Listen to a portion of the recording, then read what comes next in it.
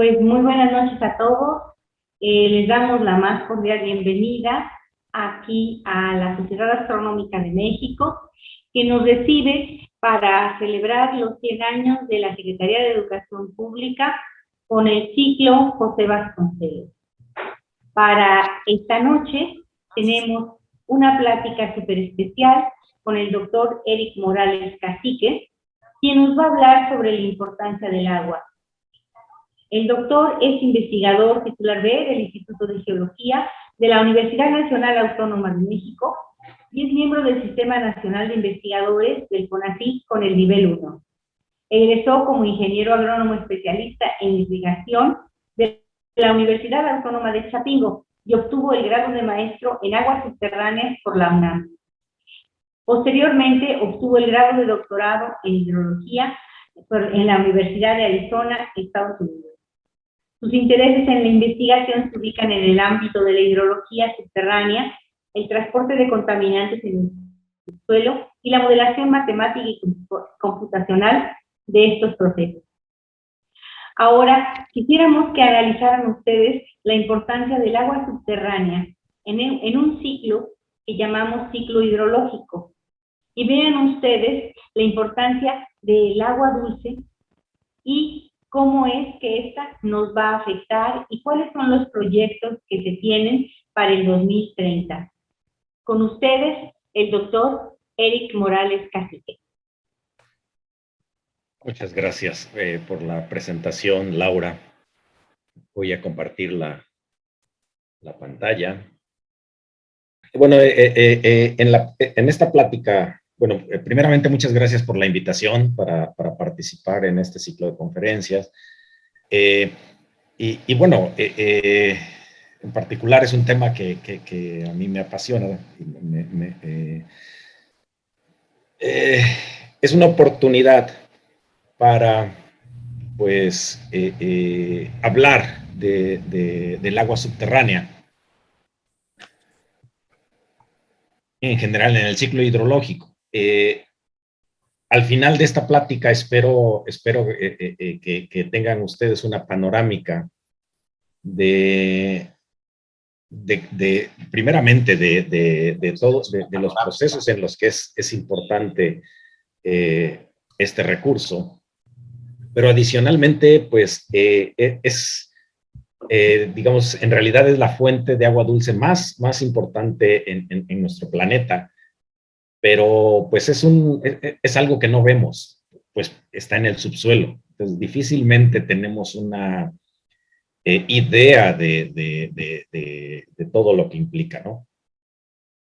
Esta plática la organicé en buena medida con el apoyo de un libro que están viendo en pantalla. Y este libro lo elaboraron, es un libro gratuito, de hecho, publicado en el 2020, si no mal recuerdo. Y está publicado en este sitio que estoy mostrando en pantalla, que se llama Proyecto de Agua Subterránea, o Groundwater Project. Y en este sitio y esta organización se dedican a elaborar material educativo sobre las aguas subterráneas y es material educativo gratuito. La gente que está participando en la elaboración de estos materiales pues son científicos del más alto nivel en todo el mundo y que pues han elaborado diferentes materiales, no nada más el libro en el que me voy a basar. De hecho, tomé material de diferentes libros que están ahí, que pienso que es muy didáctico, ¿no? Entonces es algo que pues ampliamente les recomiendo. Desafortunadamente, bueno, todo el material por ahora está en inglés. La organización es una organización sin fines de lucro. De hecho, por aquí podrán ver un botoncito que dice donar. Y aceptan, de hecho, voluntarios para traducir este material a diferentes idiomas, ¿no? Por ejemplo, existe una traducción de este libro que les mostré al idioma turco recientemente, ¿no? En fin, después de este comercial de agradecimiento a ese sitio por el material, esta es la secuencia de la presentación, ¿no? Primeramente, tocaré 4 temas. Primeramente, cómo se ubica el agua subterránea dentro del ciclo hidrológico. Posteriormente, trataré de dar una panorámica de lo que es el agua subterránea en el subsuelo, por supuesto. Y posteriormente tocaré un poco la importancia de este recurso en el ciclo hidrológico, bueno, en el sistema hidrológico, pero también en el ecosistema. Y finalmente tocaremos un problema una situación que nos afecta, que es precisamente esa situación de la disponibilidad que merma debido a la presión que pues, como seres humanos ejercemos sobre este recurso, ¿no? Y qué retos tenemos en puerta. Bien, primeramente en cuanto al ciclo hidrológico, esta es una panorámica del ciclo hidrológico, uno de los estimados de este ciclo hidrológico a nivel planetario, a nivel global. Por supuesto, todo inicia y termina en el océano. Es en los mares donde existe la fuente de agua para la evaporación, señalada por esta flecha ascendente, y que se distribuye tanto con precipitación en los océanos como precipitación en los continentes. Por supuesto, la enorme mayoría del agua que existe en el planeta, pues está almacenada en los océanos. Estamos hablando del orden de casi 1.400 millones de kilómetros cúbicos de agua que existen en el planeta. Esta agua, pues, no necesariamente está disponible con facilidad. Vamos a hablar más adelante de eso, pero sobre todo por la cuestión química. Es decir, el agua de mar en promedio tiene del orden de 35,000 partes por millón o miligramos por litro de sales disueltas, lo que la hace no apta para consumo humano y que tengamos que desalarla, si es que deseáramos utilizarla, ¿no? En países del Medio Oriente y en ciertas, de hecho en ciertas desarrollos en las playas mexicanas, de repente se ha utilizado la desalación de agua de mar para tratar de proveerse de agua, ¿no? Pero bueno, tocaremos este punto más adelante. Entonces, la enorme mayoría, insisto, del agua almacenada, del agua que existe, está en el mar.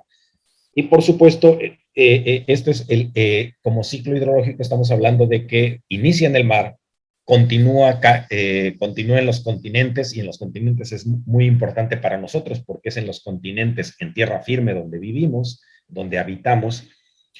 Se distribuye de diferente manera en los diferentes compartimientos del continente, como pueden ser ríos, lagos, etcétera, y eventualmente regresa al mar, como descargas al mar. Los flujos están señalados por las diferentes flechas que se observan aquí. Me disculpo por los títulos en inglés, no tuve tiempo de traducir todo, pero quiero llamar su atención esencialmente lo que está, las cifras que están señaladas con un rectángulo son cifras de agua almacenada, y las cifras que no están cubiertas con un rectángulo es flujo anual en miles de kilómetros cúbicos anuales. Si ponemos un poco de atención en las cifras que están señaladas en rectángulo, podemos observar que la enorme mayoría de lo que sería agua dulce, ya en estos casos, la mayor parte de estos flujos y de esta agua que está en los continentes, típicamente tiene, podemos decir, baja salinidad. Hablábamos de que el mar tiene del orden de 35,000 miligramos por litro, pues ya en los continentes esta agua que circula típicamente tendrá salinidades menores a 1,000 miligramos por litro. lo que ya la hace apta para consumo humano, en principio. Pero entonces la enorme mayoría del agua líquida que tenemos en el planeta es agua subterránea. Y la cantidad que tenemos cerca de 23 millones de kilómetros cúbicos de agua en el planeta, eso es lo que se estima. Por supuesto, esto es un estimado grueso. Y la otra enorme fuente de agua dulce serían los glaciares y la nieve. Pero, por ejemplo, la mayor parte de estos glaciares está en los polos. Por lo tanto, no es agua que tengamos disponible en realidad con cierta facilidad, ¿no? Por lo tanto, la principal fuente de agua dulce en el planeta definitivamente es el agua subterránea. Esta otra gráfica ilustra lo que sería el flujo anual, es decir, la descarga que se estima de manera anual a partir del balance hidrológico global planetario. Y el flujo anual del agua subterránea es relativamente pequeño comparado con el flujo anual de agua superficial, es decir, de ríos. Es como una cuarta parte de lo que descarga el mar por ríos, aproximadamente una cuarta parte corresponde a agua subterránea. Pero si lo vemos en términos de volumen almacenado, representado por esta otra figura, podemos observar que hay una diferencia tremenda en cuanto a volumen almacenado, ¿no? Y de hecho podemos combinar estos flujos anuales con este volumen almacenado para obtener tiempos de residencia promedio.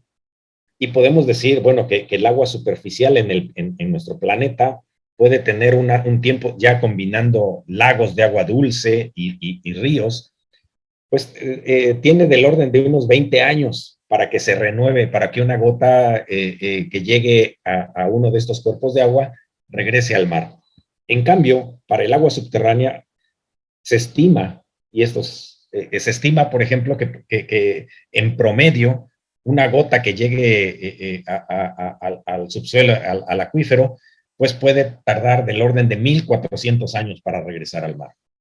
Entonces, tenemos escalas de tiempo muy diferentes en la que ocurren estas cosas, ¿no?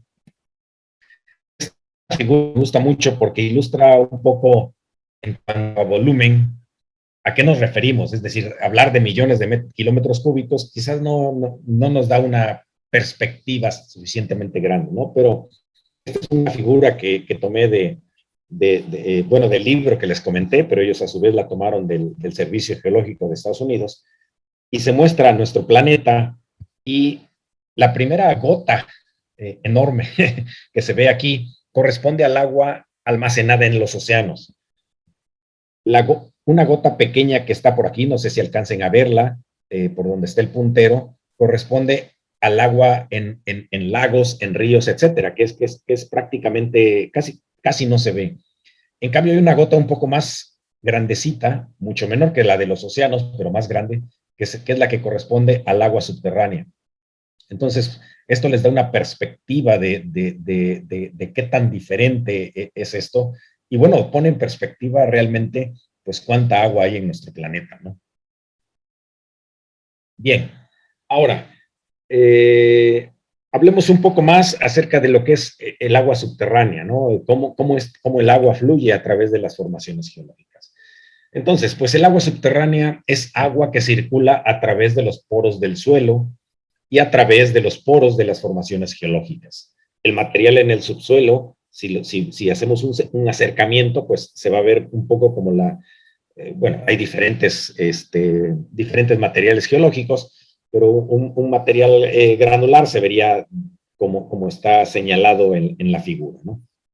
Entonces, habrá una zona donde todos los poros que están entre estas partículas de suelo, todos estos poros estén llenos de agua. A eso es a lo que típicamente nos referimos como un acuífero. Ese es un primer criterio para definir un acuífero. Un acuífero es una formación geológica que puede almacenar y transmitir agua en cantidades económicamente explotables, ¿no? Entonces, aquellas zonas donde todos los poros están llenos con agua, nos referimos como la zona saturada, y existirá una superficie que divide aquella parte donde todos los poros están saturados con agua y donde los poros ya no están saturados con agua, que ya hay partes que tienen agua y partes y poros que no tienen agua.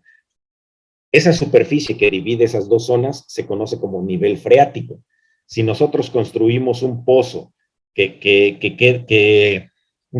excavamos justo donde empieza el espejo del agua, entonces ese sería nuestro nivel freático. Por supuesto, en estas zonas donde no está completamente lleno de agua los poros, sino que tiene en parte agua y en parte aire, pues es la zona no saturada, y es conveniente que haya una zona no saturada, porque eso permite a la vegetación extraer agua, pero a la vez les permite que las raíces tengan una oxigenación apropiada. Claro, hay diferentes tipos de vegetación. Hay vegetación que se adapta muy bien a condiciones de prácticamente anóxicas, es decir, ausencia de oxígeno en zona cuando el nivel freático es muy, muy alto, ¿no? Bien. Pero hay diferentes tipos de porosidades, porque hay diferentes formaciones en el subsuelo. Normalmente en hidrogeología, pues distinguimos en principio tres tipos de medios porosos. Los medios que le llamamos medios granulares, que están compuestos por partículas de suelo, similar a lo que vimos en esta fotografía, y que puede ser pues bastante heterogéneo, ¿no? Y entonces cada uno de estos materiales tiene diferente permeabilidad. La permeabilidad es un término técnico que pues nos usamos para referirnos a la facilidad que tiene este medio geológico para permitir el paso de agua. Si los poros son más o menos grandes y están bien conectados, el agua podrá circular con cierta facilidad. Si los poros son muy pequeñitos, pues entonces necesitaremos invertir mucha energía para poder hacer circular el agua a través de ese medio. Adicionalmente, tenemos medios fracturados. Esta fotografía, por ejemplo, es de una zona muy cerca, enfrente del estadio de Ciudad Universitaria, donde es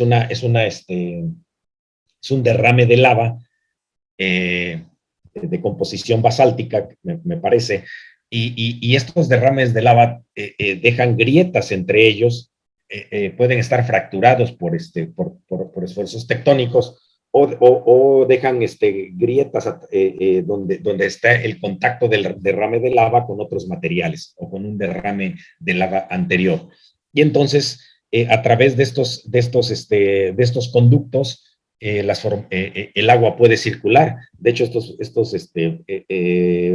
estas rocas volcánicas, estos derrames de lava pueden ser bastante permeables. Adicionalmente, existen rocas de composición carbonatada que típicamente, pues, todas las rocas en el subsuelo tienen cierto nivel de fracturamiento, y este nivel de fracturamiento es debido en buena medida a los esfuerzos tectónicos a los que están sujetas de estas formaciones. Estos esfuerzos tectónicos, pues, nos los recordó de manera muy viva el sismo de 7.1 grados que sentimos apenas el 7 de septiembre de este año, ¿no? Entonces, adicionalmente, entonces, el agua al circular a través de estas fracturas y en este tipo de rocas carbonatadas va disolviendo el mineral, lo va disolviendo poco a poco, y se forma porosidad, se forman ambientes kársticos. A este proceso de formación, una colección de procesos de formación de este estilo se le denomina como karst, y es donde podemos encontrar formaciones en ocasiones cavernas de este estilo, y estas formaciones que estalactitas y estalagmitas que se forman por la precipitación de agua cargada con carbonatos que va disolviendo la roca, ¿no? Entonces, dependiendo de la composición química del agua y dependiendo de el historial geológico del clima, las condiciones climáticas geológicas en las que ocurre esto, puede haber ciclos donde predomina la disolución de la roca, y puede haber otros ciclos donde ahora predomina la precipitación de estos minerales. Bien. Entonces, ¿y qué pasa? Bueno, en una escala o relacionada con el flujo del agua. El agua en el subsuelo no está estática, no está estancada, tiene un movimiento. Como ya vimos, puede tardar, en promedio se estima que pueden ser del orden de 1,400, más de 1,000 años como tiempo de residencia del agua subterránea en el subsuelo. Es decir, este tiempo se calcularía desde que una gota de agua, estas flechas que se ven aquí en el dibujo, ilustran el proceso de recarga hacia el acuífero. El agua se infiltra en la superficie, agua de lluvia, se infiltra a través de la zona no saturada y eventualmente llega al nivel freático. Una vez que ya llega al nivel freático, entonces ya podemos hablar de recarga hacia el agua subterránea, cuando esa gota ya se incorpora a la zona saturada, y entonces el tiempo de residencia se calcula desde que una gota entra a la zona saturada hasta que es descargada, ya sea a un río o al mar, dependiendo de dónde descargue. Entonces, el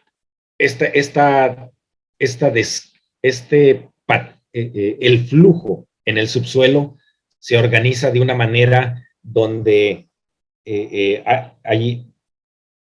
hay partes donde la recarga ocurre en zonas más elevadas y tarda más tiempo en llegar a la zona de descarga. Y hay zonas donde la recarga ocurre relativamente cerca de la zona de descarga y sale más rápido, digámoslo así. Incluso podríamos tener tiempos de residencia de meses o semanas, pudiera ser el caso, ¿no? Pero entonces, a profundidad, la circulación del agua en el subsuelo se organiza en este tipo de sistemas de flujo. La intensidad de la recarga, por supuesto, tiene impacto en el paisaje. En la foto inferior es una foto de una zona de humedales en Mato Grosso, en Brasil, Mato Grosso del Sur, y pues observen la cantidad de vegetación que existe y cómo todos estos humedales se mantienen con la descarga de agua subterránea. En todas estas zonas, la descarga de agua subterránea es a través de la evaporación directa del agua a través del suelo, y además a través de la transpiración de las plantas. Las plantas absorben el agua con sus raíces y la transpiran a través de sus hojas. La fotografía de la izquierda es de Sonoita Creek en Arizona, en Estados Unidos, y muestra, por supuesto, que la mayor parte del paisaje es árido, y únicamente en esas zonas donde el agua, donde se almacena algo de agua subterránea y descarga, es donde la vegetación se mantiene. Típicamente en estas zonas son pequeños ríos que mantienen un cierto flujo base. Flujo base es precisamente la descarga de agua subterránea hacia el río. El río mantiene un cierto caudal, en ocasiones bastante pequeño, o en ocasiones bastante grande, dependiendo, todo el año, durante todo el año o buena parte del año, en épocas donde no hay lluvia. Entonces, toda esa agua no viene de la lluvia, vino de la lluvia al recargarse en el acuífero, pero circuló a través del agua subterránea y eventualmente está saliendo paulatinamente, ¿no? Y es lo que mantiene este tipo de ecosistemas. Bien, este es un gráfico de un pozo que está, de hecho, en mi casa y que mido con cierta periodicidad. Y aquí pueden observar cómo, pues, a principios, bueno, por ahí a principios de noviembre, la profundidad al nivel del agua en el pozo estaba del orden de 3,5 metros. Durante el año esa profundidad fue aumentando, es decir, porque el acuífero descarga hacia las zonas, va bajando su nivel y descarga naturalmente en ciertas zonas. Y de repente, pues bueno, no de repente, una vez que empieza la época de lluvias, entonces empieza a recargarse. Este pico de aquí, de hecho, coincidió con una lluvia bastante intensa, que fue atípica. De hecho, pues no sé si recuerdan que en los pueblos, pues se dice que pues uno no tiene que adelantarse con las primeras lluvias a sembrar, sino que uno debe esperarse a que de plano empiece la temporada de lluvias, ¿no? Y esto ya ocurre por ahí de julio.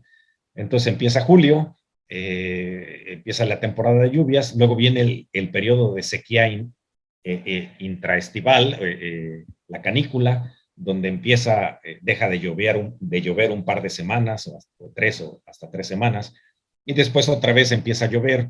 De hecho, este último pico fue la última temporada de huracanes que tuvimos cerca de una semana que estuvo lloviendo con cierta periodicidad, ¿no? Pero entonces pueden observar cómo para niveles muy someros, estamos hablando de 3 metros de profundidad, un poquito más de 3 metros de profundidad, el acuífero responde con bastante rapidez, digámoslo así, a el estímulo de las lluvias, ¿no?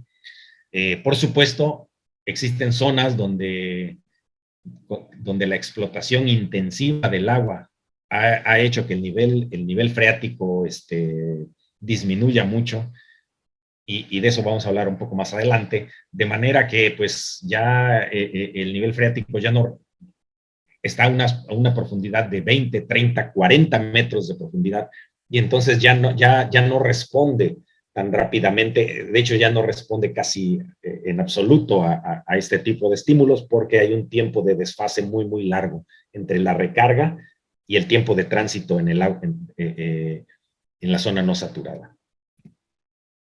Y este es otro esquema de cómo se organizan estos sistemas, la circulación del agua en el subsuelo en sistemas de flujo. Y típicamente podemos tener niveles de descarga locales, podríamos decir, donde el agua que se infiltra, pues viaja a través del subsuelo y eventualmente descarga en un cierto nivel, pero a lo mejor otra gota de agua que se infiltró pues algunas decenas de metros más allá de ese sistema que definimos, pudiera viajar todavía mucho más de manera más profunda y descargar en un nivel más bajo, en un nivel más regional, ¿no? Entonces puede ocurrir ese tipo de situación, y entonces los patrones de flujo pueden ser bastante complicados, ¿no?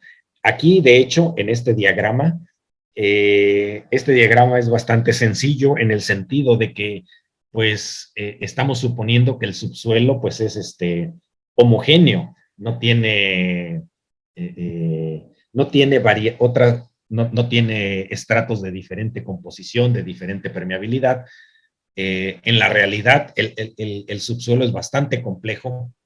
La distribución de propiedades de permeabilidad en el subsuelo es bastante compleja, inclusive dentro de una misma formación geológica, lo que hace que pues esto sea bastante complicado, y eso para los especialistas y para evaluar sobre todo esto lo vemos reflejado, esta complejidad para describir este sistema la vemos reflejada cuando tenemos necesidad de lidiar con problemas de contaminación y tenemos que definir si un contaminante viene de identificar fuentes o definir cuál pudiera ser la mejor manera para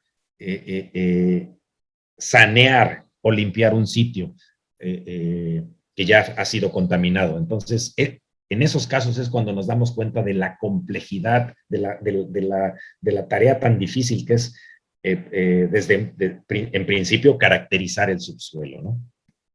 Bien, y hablando de permeabilidad, bueno, un poco para tener una idea de los efectos que tiene esto, el dibujo de la izquierda es una representación esquemática de cómo se organizaría el flujo de agua subterránea, y la línea punteada negra que se ve por aquí representa el nivel freático.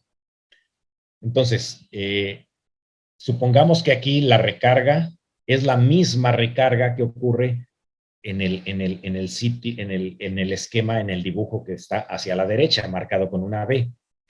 Pero la diferencia entre estos dos esquemas es que a profundidad existe esta capa que tiene una mayor permeabilidad que la capa de arriba. La capa de arriba en este esquema es la misma formación geológica que tenemos aquí. Y entonces observen que al haber una capa de mayor permeabilidad y con la misma cantidad de agua llegando en ambos casos, entonces el nivel freático se queda más profundo, ¿no?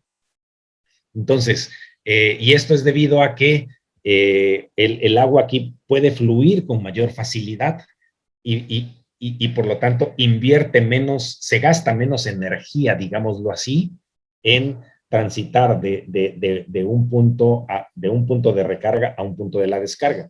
En cambio, en este otro sistema, en el sistema de la izquierda, se gasta más energía en pasar desde un punto de la recarga hasta la descarga, y por eso es que el nivel freático está más alto.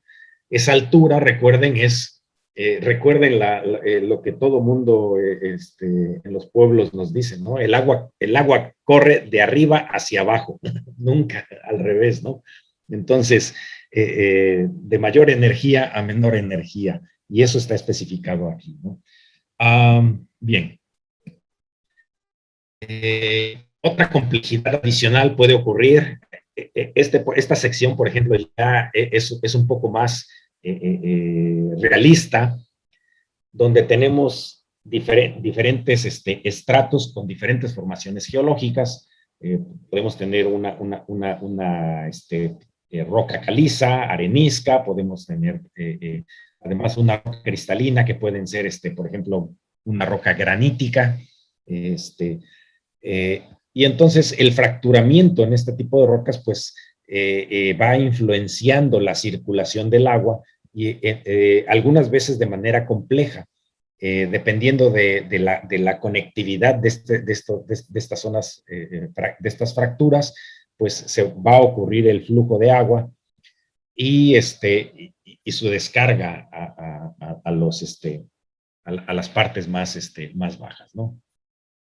Entonces esto siempre finalmente es un reto, y todo esto pues típicamente no lo podemos ver. La única manera de conocer el subsuelo es, por ejemplo, ya sea hacer un corte. Por eso a los geólogos les encantan los cortes carreteros, porque pues dejan visibles los estratos en el subsuelo, o mediante perforaciones. Entonces, pues sí, es todo un reto esta caracterización, ¿no? Bien, el flujo de agua, la escala a la que ocurre el flujo de agua no se queda ahí.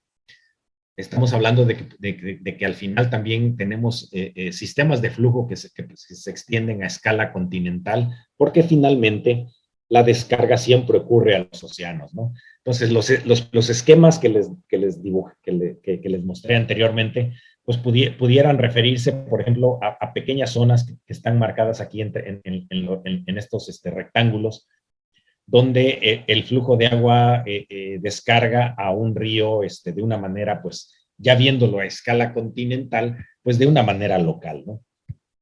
Pero esto finalmente se organiza de una manera jerárquica y descarga al mar. Toda esta complejidad de flujo pues, finalmente tiene su efecto una vez que queremos hacer una gestión eficaz del agua. Porque pues típicamente pues queremos saber si algo hacemos en este punto, qué efecto, digamos, pozos, extracción o existe contaminación, cuál va a ser el efecto que se va a transmitir a otras zonas del sistema hidrogeológico. Muy bien. Ahora, permítame dar una panorámica del papel del agua subterránea en el sistema hidrológico. Este es un esquema, pues, digamos, un ecosistema, quiero pensar, obvio para nosotros, pues son las zonas, las riberas en los ríos, ¿no? El agua subterránea descarga los ríos. Este es un esquema donde el río está ganando agua debido a la descarga de agua subterránea y entonces mantiene su caudal durante el año. Bueno, de hecho, durante el año se observa que el caudal va disminuyendo, pero disminuye de una manera típica de descarga del acuífero. Puede llegar a un momento, pues si el nivel freático baja demasiado, donde el río aporte recargue el acuífero y aporte hacia el agua subterránea. Si el nivel freático baja demasiado, pues puede haber una desconexión entre el río y el acuífero y de todas maneras puede haber alimentación hacia el acuífero. Pero en estos casos, pues el río, a menos que haya un acuífero aguas arriba del río y que eso esté alimentándolo, en esos casos, pues durante la época de sequía, la época donde no llueve, pues el río ya no va a dejar de fluir y entonces tendremos pues ríos secos, ¿no? En condiciones naturales, me atrevería a decir que la mayoría de los ríos tenían flujo base. Incluso, bueno, yo estudié en la Universidad de Arizona en Tucson y pues hay fotos de 1800 donde pues los arroyos que ahora están secos pues tenían un cierto flujo base y había vegetación, etcétera, ¿no? Incluso en esas zonas desérticas, Tucson es el desierto de Arizona.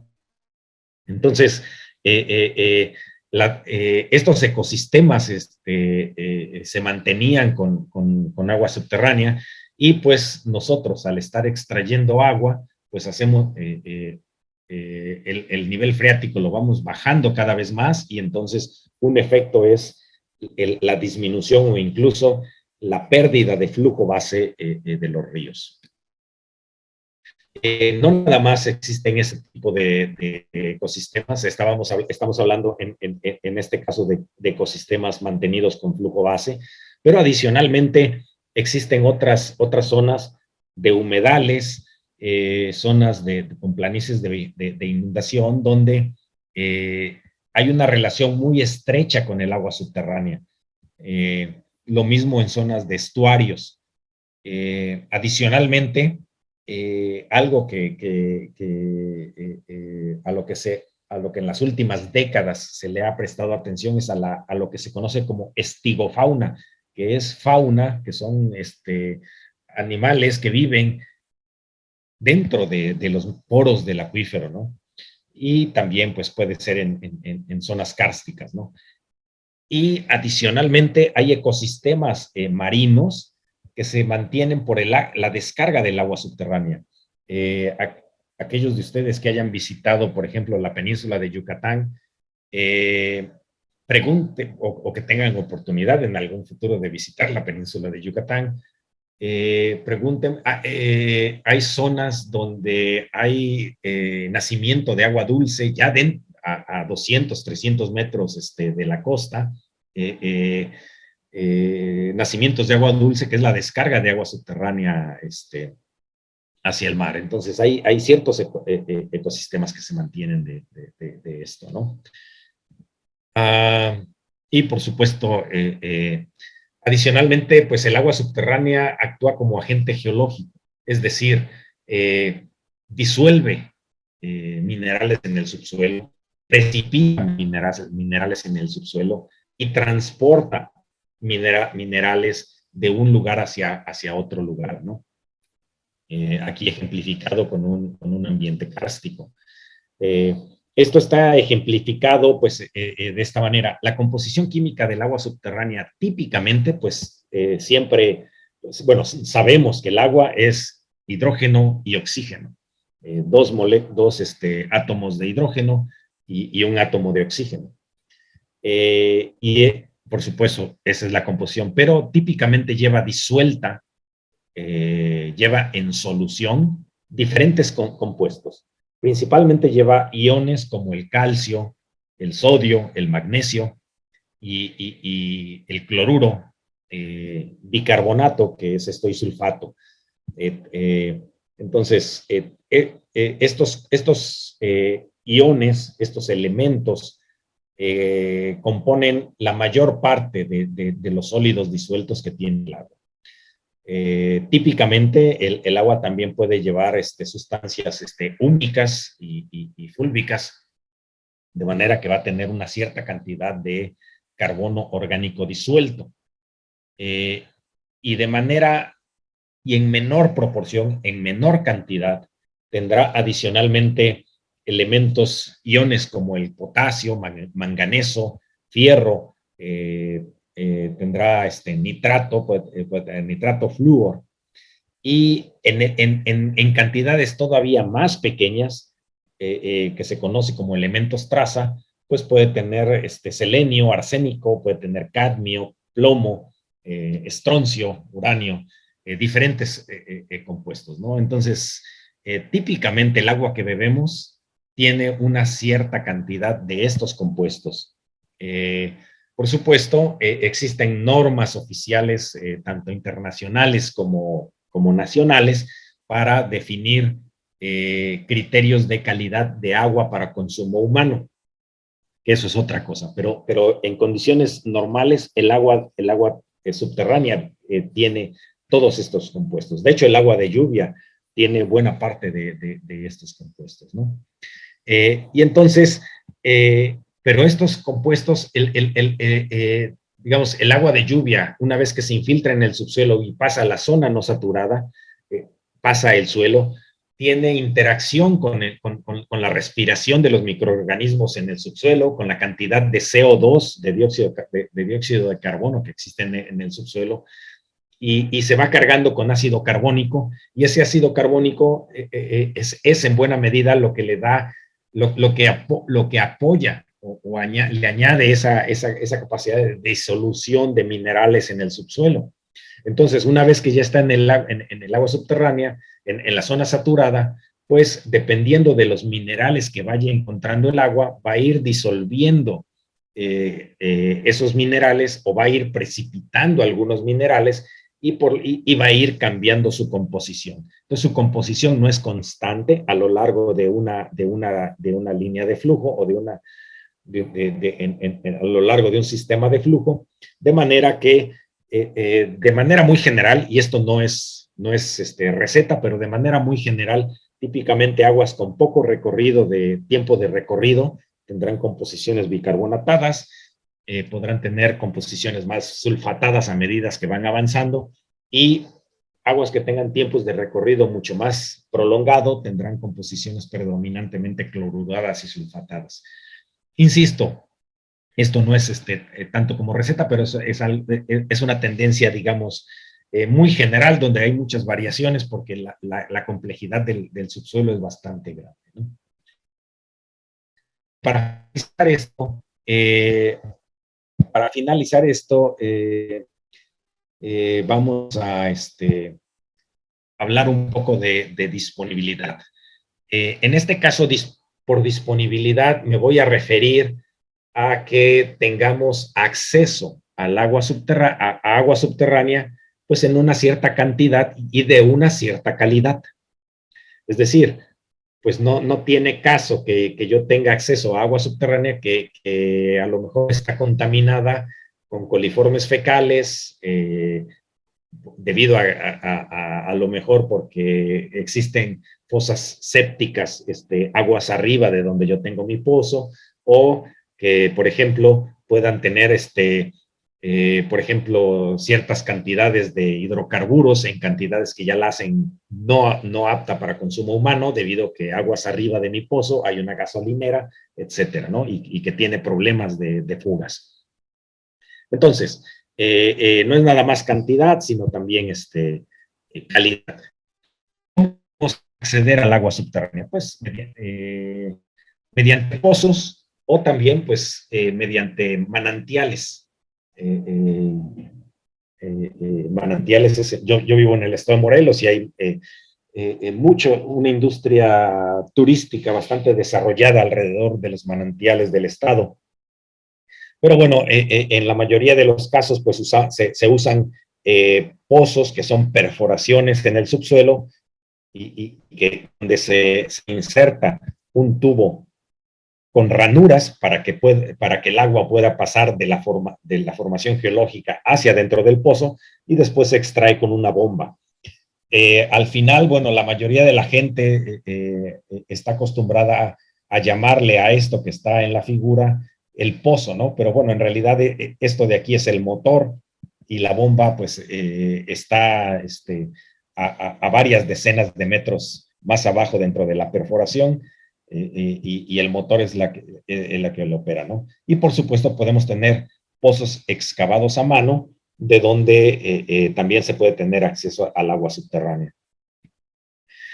Por supuesto, cuando tenemos pozos que tienen una acción mecánica y extraemos agua, pues entonces el efecto de la extracción de agua por el pozo va a originar un cambio dentro del sistema de flujo.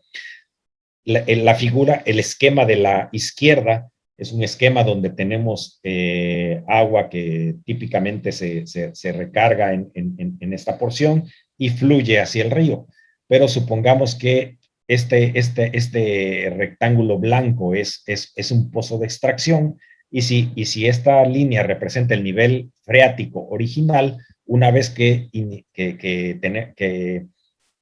bombeamos, que extraemos agua, pues entonces esto tiene que bajar y vamos a estar interceptando el flujo para extraer el agua a través de este pozo. Y entonces este es un esquema del efecto que esto sucede. Inicialmente a lo mejor podríamos estar, el acuífero pudiera haber estado descargando hacia el río, pero al estar extrayendo agua pudiéramos invertir esa relación y ahora el río sería el que estaría recargando al menos parcialmente al acuífero.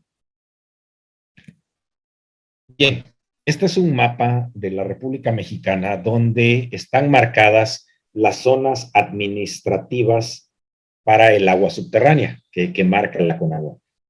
Y están resaltadas aquellas zonas administrativas con agua, bueno, en la Ley de Aguas Nacionales se les llama acuíferos, pero pues esa definición no me gusta porque en realidad la definición técnica de acuífero es una formación geológica y en estas regiones administrativas pues hay muchas formaciones geológicas, están compuestas por muchos acuíferos y tienen sistemas hidrogeológicos complejos, ¿no?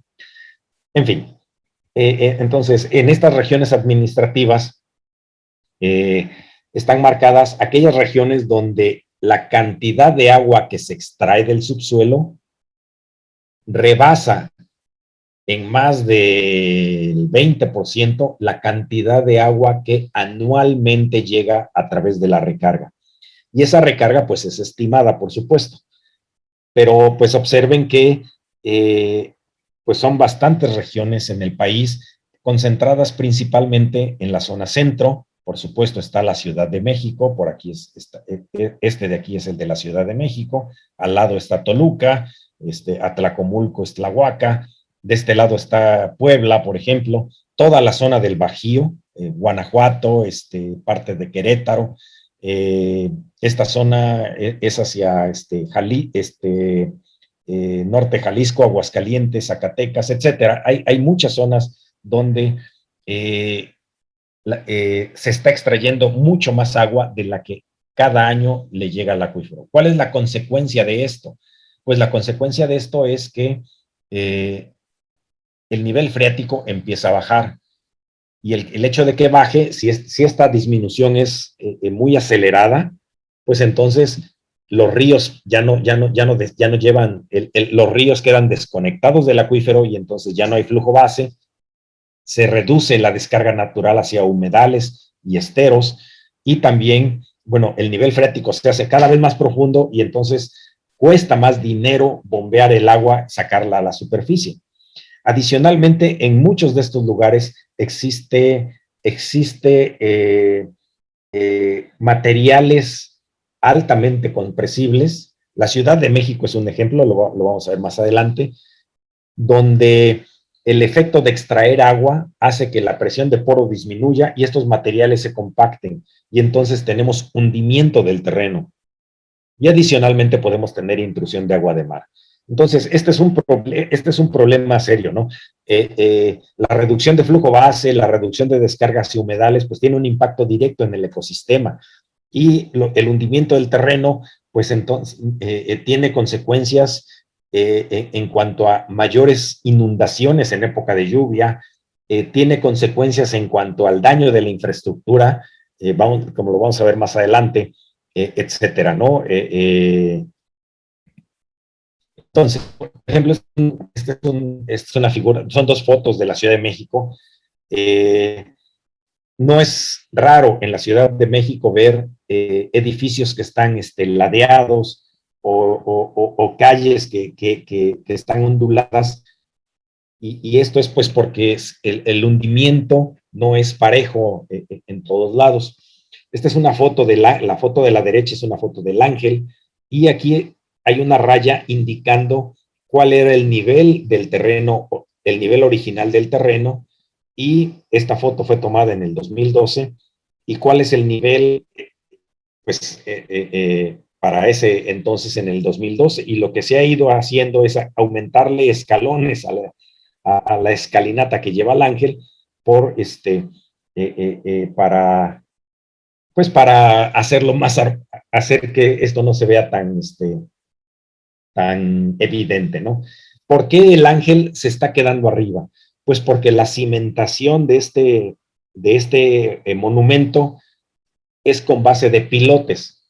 Pilote se conoce, es una técnica para insertar una columna, ya sea se puede hacer, lo pueden hacer primero la perforación y después vertir concreto y poner concreto reforzado, o poner tubos hincados en el terreno de varias decenas de metros de espesor, para cimentar estos edificios. De hecho, si visitan el Museo del Templo Mayor, se van a enterar de que los aztecas usaban troncos enterrados como pilotes para hacer una cimentación más estable en un suelo tan fangoso como es el del lago de Texcoco, ¿no? El sistema lacustre que existía anteriormente. Y eso es precisamente la razón de esto, ¿no? La Ciudad de México, buena parte está construida sobre lo que era antes un sistema lacustre. Esos sedimentos lacustres son muy, muy compresibles, de manera que si le vamos sacando, si le vamos disminuyendo la presión, pues estos sedimentos se compactan. La capacidad de carga que tiene el agua la puede experimentar cada uno de ustedes. Si tienen una jeringa vacía, llénenla de agua por supuesto, quítenle la aguja y tápenle un extremo a la jeringa y traten de presionar el émbolo. Les va a doler el dedo porque no van a poder presionar el émbolo. Eso les da una idea de la capacidad de carga que tiene el agua, ¿no? Entonces, una vez que vamos disminuyendo la presión, en condiciones naturales, el agua soportaba buena parte del peso del material que está arriba, más después construcciones, etcétera. Pero una vez que en el subsuelo estamos extrayendo agua, la Ciudad de México extrae agua de un acuífero que está abajo de esos sedimentos lacustres. Entonces, y la cantidad de agua que se extrae es poco más del doble de la recarga que se recibe año con año. Y entonces eso hace que estos sedimentos pierdan presión y entonces eso se vaya hundiendo paulatinamente.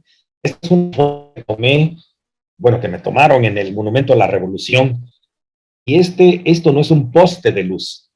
Esto era el tubo de un pozo que estaba enterrado en el subsuelo. Esta foto de aquí con un motorcito, pues se la pegué para que les dé una idea de hasta dónde estaba el nivel original del terreno. Entonces, todo esto es lo que en ese punto la ciudad se ha hundido. Y eso sí es que no le han cortado aquí al ADM del pozo que está sobresaliendo, ¿no? Entonces, eso da una idea de la magnitud de los hundimientos que hay en la Ciudad de México. Hay zonas que tienen más de 14 metros que se han hundido con respecto al año 1800, 1900, por ejemplo. Bien, esta situación no es única de México, ¿no? La presión sobre el agua subterránea es global. Aquí se está tratando de reflejar cómo va disminuyendo la cantidad de agua almacenada en el subsuelo. Y como se observa, pues en México hay amplias zonas donde la cantidad de agua va disminuyendo de manera acelerada, pero también en otras partes del mundo. En Estados Unidos, por ejemplo, este pico que está aquí corresponde al Valle de San Joaquín, en California, y estos picos de en medio corresponden al acuífero de Ogallala, me parece, que va desde Texas hasta creo que llega hasta Colorado, me parece. Es un acuífero muy grande. De este otro lado, en la parte de Asia, pues sobre todo el norte de China y sobre todo la India están impactando de manera muy considerable el recurso del agua subterránea. Y como vimos anteriormente, bueno, en principio el agua subterránea es la mayor cantidad de agua dulce que tenemos almacenada en el planeta. Pero esta agua dulce se ha ido almacenando a través de milenios. Entonces, el hecho de utilizar agua que ha sido almacenada a través de mucho, mucho tiempo, pues lleva consecuencias. En la Ciudad de México, por ejemplo, las consecuencias son hundimientos, pero adicionalmente uno se tiene que plantear, ok, voy a dejar que, como sociedad, vamos a dejar que se extraiga agua que ha estado almacenado durante milenios, pero entonces debiéramos tener estructuras normativas y legales para que el beneficio, bueno, para que el impacto el beneficio que se obtiene al extraer esa agua, de alguna manera también permita mitigar los impactos. Entonces, y eso en evaluación de proyectos se conoce como internalizar efectos externos. Actualmente en la Ciudad de México, por ejemplo, no creo que en los proyectos constructivos se tome en cuenta el hecho del hundimiento del terreno antes de poder seguir con las concesiones. Es decir, en la Ciudad de México no se dan concesiones para agua nueva, la Conagua no da concesiones nuevas, pero las concesiones existentes están provocando un impacto. Y ese impacto, por ejemplo, el túnel emisor oriente se invirtió mucho, mucho dinero para poder lograr que el agua pueda drenar y salir y no inunde la ciudad, ¿no? Entonces, todos estos efectos tienen que ver con esto y pues definitivamente eso es un reto de poder internalizar esos efectos. Adicionalmente, no nada más es esto, sino la calidad del agua. Este mapa es un mapa de Conagua, donde ilustra regiones donde se tienen problemas de calidad del agua por la extracción. En las partes costeras se refieren a intrusión de agua de mar. Estas partes que están en el interior, en el interior del país tienen problemas de calidad, por ejemplo, por aguas salobres y salinización de suelos, pero porque debido a que ya se extrajo, digamos, el agua de buena calidad que está arriba, a medida que extraemos agua de mayor profundidad en el subsuelo, la calidad va cambiando. Es agua que ha estado en contacto mayor tiempo con los minerales del subsuelo y entonces tiene mayor contenido de sales y en algunos casos hay problemas de arsénico, etcétera, que están naturalmente en el agua pues, a esas profundidades, pero que debido a esa necesidad de seguir extrayendo agua para mantener el consumo humano y mantener las actividades, pues impacta, ¿no? Y finalmente, quiero tocar el problema de la contaminación de manera muy breve. No me voy a extender en ese caso, pero todas estas actividades que realizamos tienen un impacto también en la calidad del agua. Entonces, es posible que la cantidad de agua en tiempos geológicos no haya cambiado desde hace milenios hasta ahora. Y difícilmente va a cambiar, porque recuerden, tenemos un ciclo hidrológico. Entonces, todo el agua que extraemos finalmente se evapora y va a regresar eventualmente al mar y va a regresar al ciclo hidrológico. En realidad, entonces, en ese sentido, pues el agua no se acaba. En realidad, lo que se acaba es la disponibilidad de agua barata de extraer y de buena calidad.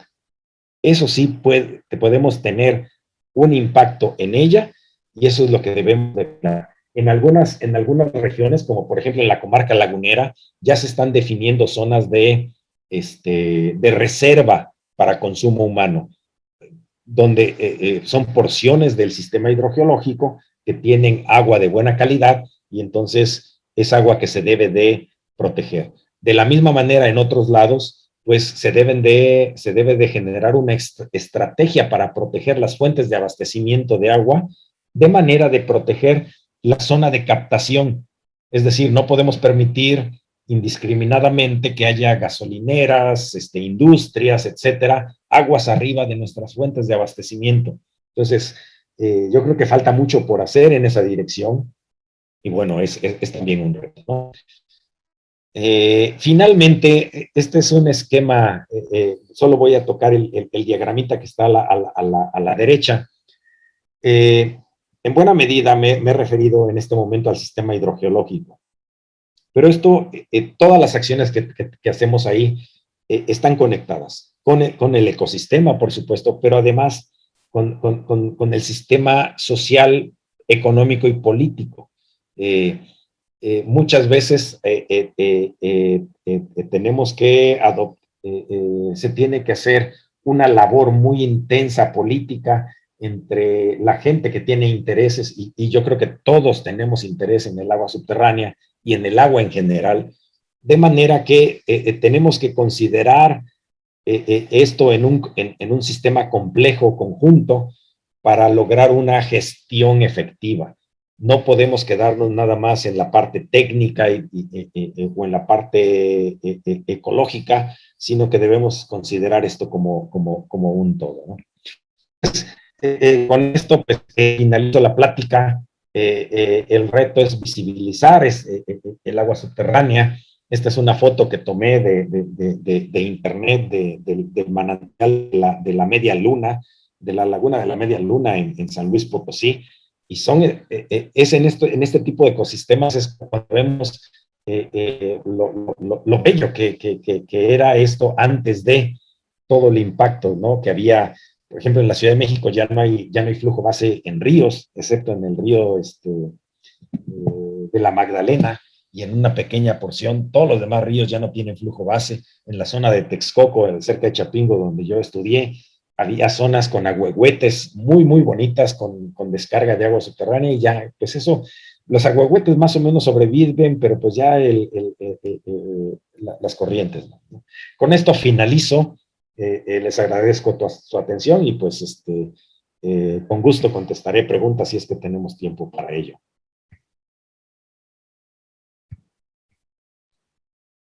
Muchas gracias, doctor. Claro que sí. Física, Laura, ¿tenías preguntas? Bueno, sí, yo puse unas preguntas en mi chat y tengo más preguntas, porque realmente hay miles de cosas que involucra el agua. Una de las preguntas principales es cuando hacemos estas conferencias, para qué son? Están dirigidas a nuestros maestros de primaria, porque un maestro enseña lo que sabe, pero si no lo sabe y da una idea equivocada, pues estaría engañando a sus niños y engañándose él mismo. De ahí que para nosotros sea tan importante el que los profesores de primaria escuchen el ciclo de Vasconcelos. Está dedicado a ellos y esperamos que puedan ayudarles de alguna manera. Yo le preguntaría al ingeniero cómo sería, al doctor, cómo sería o qué es lo más importante para enseñar al niño sobre el agua desde el punto de vista del profesor de primaria hacia el niño. Si usted tuviera que seleccionar qué dar al niño, ¿qué le daría? Bueno, depende del grado, por supuesto. En cualquiera de los grados, yo trataría de usar herramientas físicas. Por ejemplo, una botella de plástico transparente, rellenarla con diferentes tamaños de arena, por ejemplo, o poner botellas de diferentes eh, eh, eh, con diferentes tamaños de arena, y pudieran ver dónde circula el agua más rápido que en otra. Pudieran, por ejemplo, utilizar colorante comestible para colorear el agua. Primero hacer pasar el agua limpia y después hacer pasar agua con colorante, y que observen que finalmente eso pasa a través de los poros. En muchos lugares todavía, hace 50 años, algo así o más, el subsuelo se usaba para disponer de residuos, de cualquier tipo de residuos, enterrar residuos, ¿no? Ya no, ya, por supuesto, ya cambió, ya nos dimos cuenta de que eso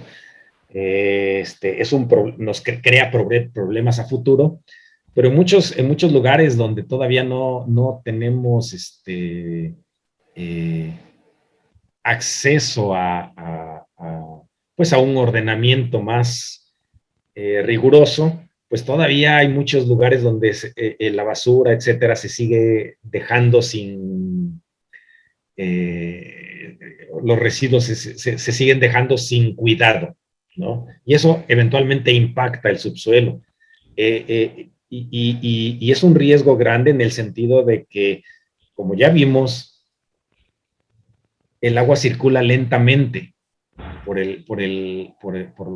los poros. Entonces los problemas tardan en verse, pero la mayoría de las veces nos damos cuenta ya cuando es en el pozo que estamos usando para extraer agua para tomar, es donde empieza a haber mala calidad de agua y empieza a haber problemas, ¿no? Y eso no ha sido nada más aquí, en Estados Unidos también. Entonces, regresando, definitivamente trataría de usar apoyos que pudieran tocar. En este sentido, permítanme comentar que en el Instituto de Geología tenemos un recurso que se llama el Terramóvil.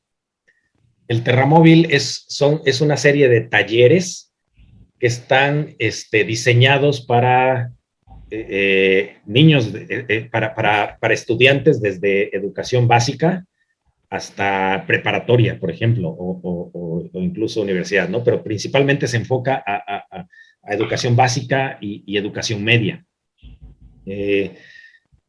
Por ahora, pues en buena medida, hay un pequeño vehículo y van a las escuelas, sobre todo del área metropolitana, por supuesto, a dar estas demostraciones. Tenemos chicos voluntarios que acuden y que dan este tipo de demostraciones. Pero ahora con la pandemia se han desarrollado videos educativos donde explican no nada más aguas subterráneas, sino también erupciones volcánicas, peligro volcánico, erosión, la importancia del suelo para muchos elementos o muchos apoyos didácticos que pueden ser útiles para el profesor. Incluso también se mencionan experimentos sencillos que se pueden hacer. Entonces, ese puede ser un recurso para que se puede tomar en cuenta, ¿no? Para que puedan apoyarse en este tipo de... Perdón, para no dejarlo en el aire, ¿cuáles son los trámites que tiene que hacer el profesor para tener acceso a esos videos, a esos talleres, a esas cosas? Creo que los videos están disponibles. Si me lo permiten, voy a, busco la página y se las muestro.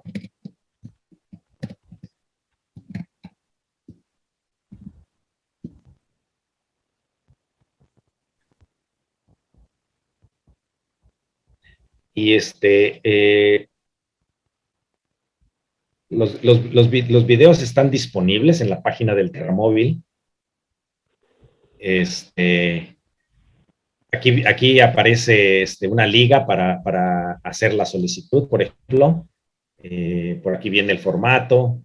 Hay que ponerse en contacto. Esto sería para una visita del Terramóvil. Pero, pues por supuesto, esto está, digamos, limitado al área de la Ciudad de México, que es típicamente la que podemos atender. Hemos hablado con diferentes,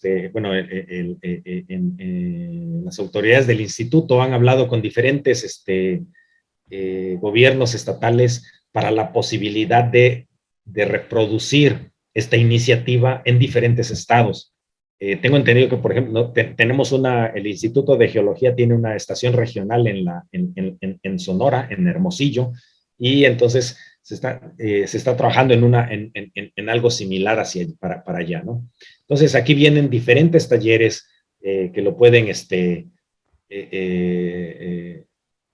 los pueden, que aquí está disponible y el tipo de actividades que pueden hacer, ¿no?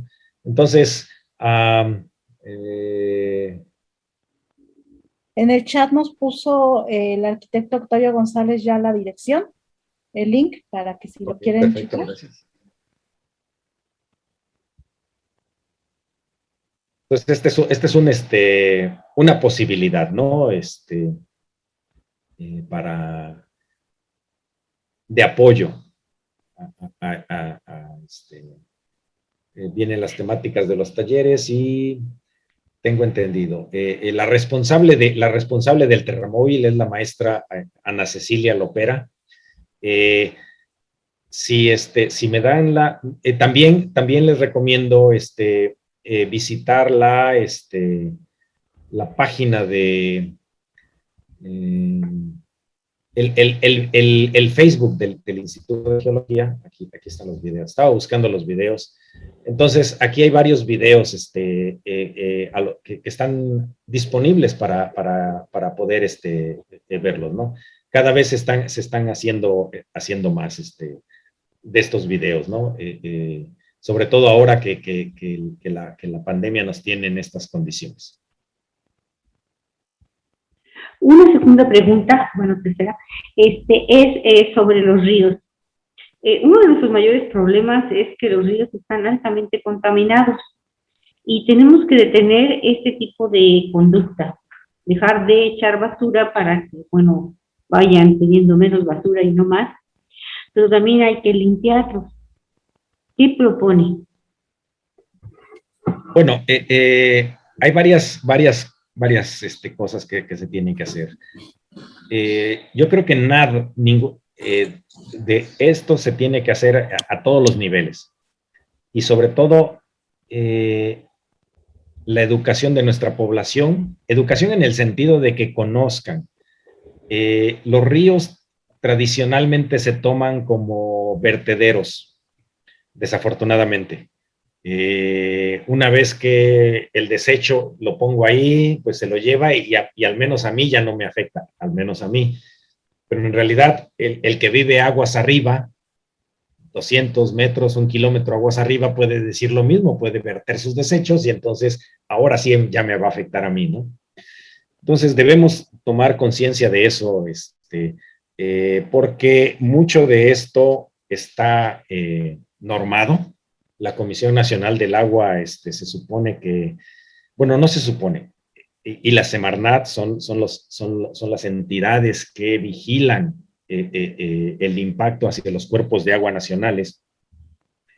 Pero desafortunadamente... Es con la norma oficial mexicana 002. Correcto, pero desgraciadamente no tienen la capacidad de ir, llamémosle policial, bueno, no, policial no es la palabra, la capacidad para hacer ese tipo de inspecciones puntuales y continuas en el tiempo, porque los ríos son entes muy dinámicos. Mientras el agua subterránea tarda mucho tiempo en fluir, en el caso de los ríos, en cosa de horas o días, ocurre esto y el impacto puede ser bastante grande, ¿no? Entonces, ese es un punto. Definitivamente los gobiernos no podrán hacer gran cosa si la población no está involucrada. Y mientras nosotros no veamos estos cuerpos de agua, estos ríos como nuestros, que nos guste, por ejemplo, que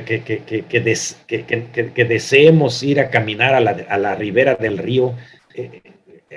Hay regiones en Europa, en Estados Unidos, también en México, donde las riberas de los ríos son hermosas, son... limpias, maravillosas. Sí.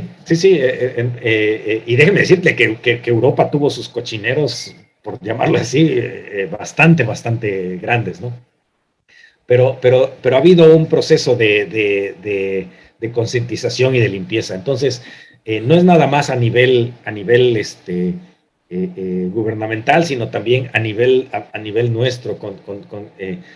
Sería ideal que las mismas comunidades adoptaran un río.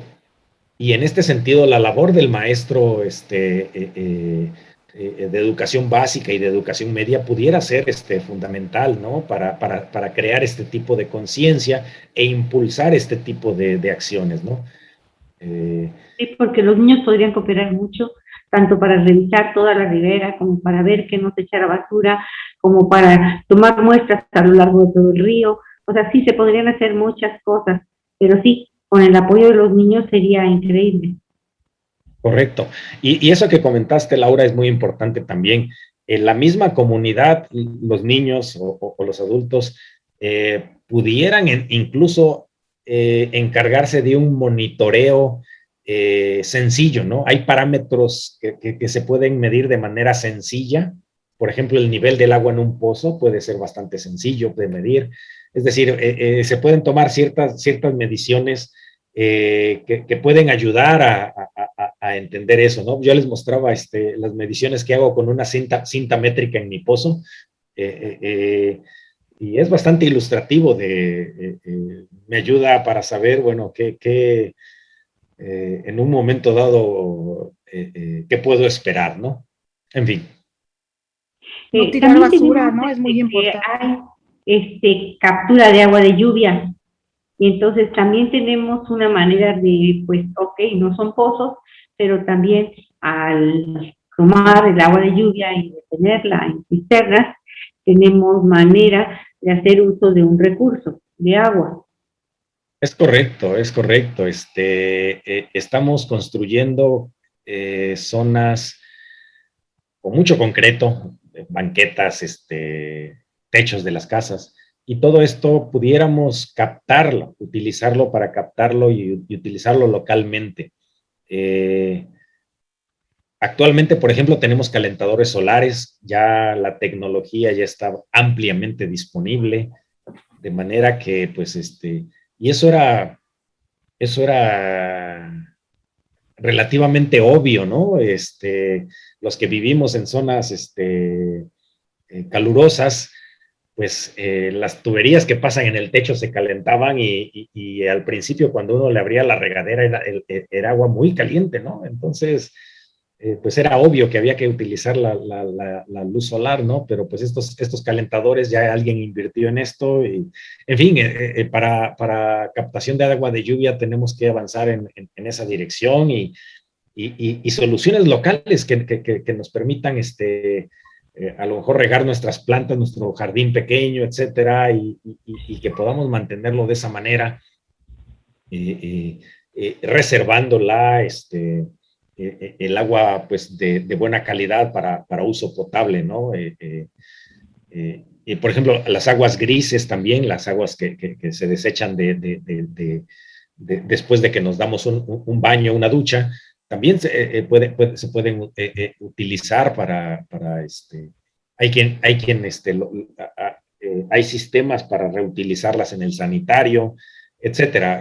Pudiera haber otras maneras, pero definitivamente se necesita primero un desarrollo tecnológico que sea sencillo de implementar, eh, eh, y que sea disponible y que esté disponible para la población y que la población se vea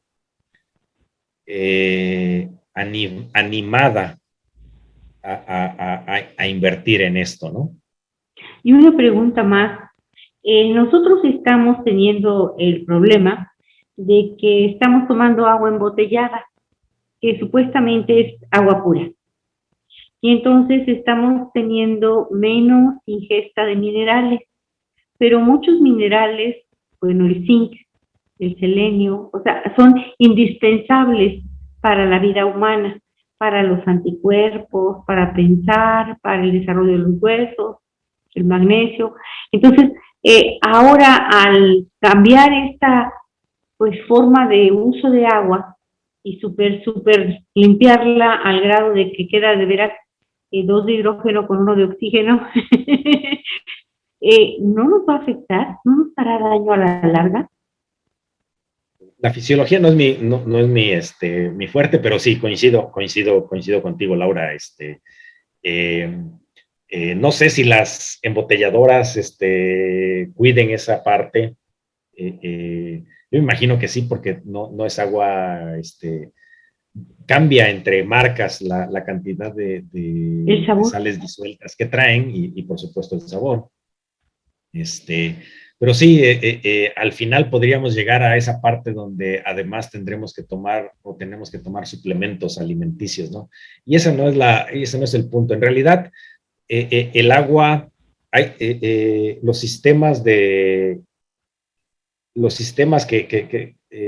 municipales, digamos, que se encargan de proporcionar el agua, muchas veces implementan sistemas de potabilización una vez que el agua se extrae del pozo. Muchas veces nuestro problema es la distribución una vez que llega al grifo, donde se contamina y ya no se vuelve apta, y por eso típicamente pues, la mayoría de nosotros no toma agua directamente de la llave. Y los problemas son varios. Uno de los problemas es que nuestros sistemas de distribución son de baja presión, y a veces incluso se vacían a ciertas horas. En muchos pueblos en México el agua se distribuye por tandas, es decir, hoy te voy a mandar 2 horas de agua y se termina, entonces se vacía la tubería. Y el hecho de que eso suceda, pues es que entonces las tuberías no son perfectas y la mayoría de las veces son sistemas muy viejos. Entonces hay fugas pero esas fugas por donde se sale el agua, cuando la tubería lleva una cierta presión, pues por supuesto, sirven para que el agua que está en el entorno entre cuando la tubería se vacía, por ejemplo.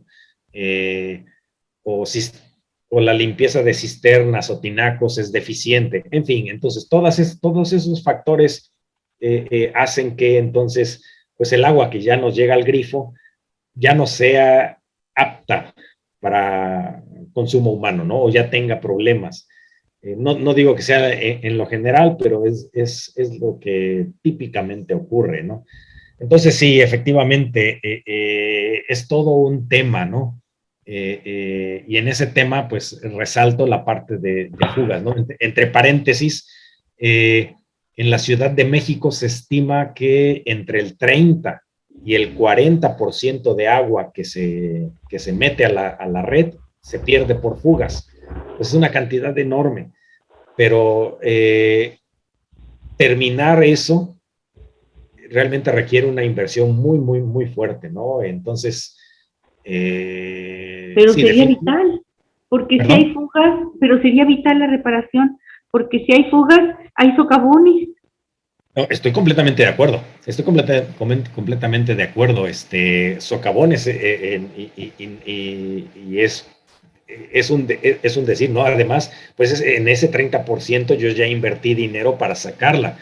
El agua que se saca de los pozos tiene un costo para sacarla, bombearla, distribuirla, pero adicionalmente la Ciudad de México recibe agua del sistema Cutzamala.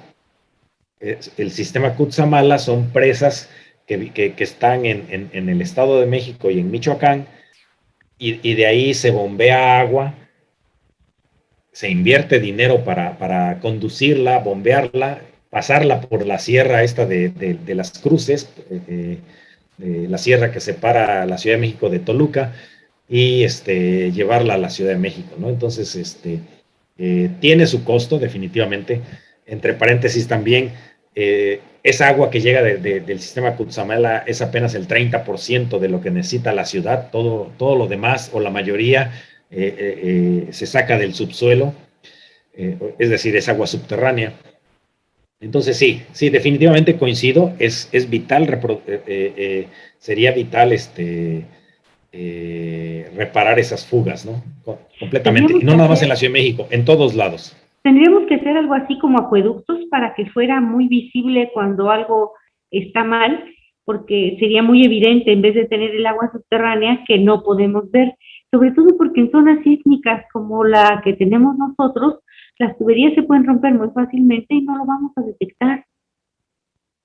Eh, pues esa pudiera ser una opción bastante cara, pero sí.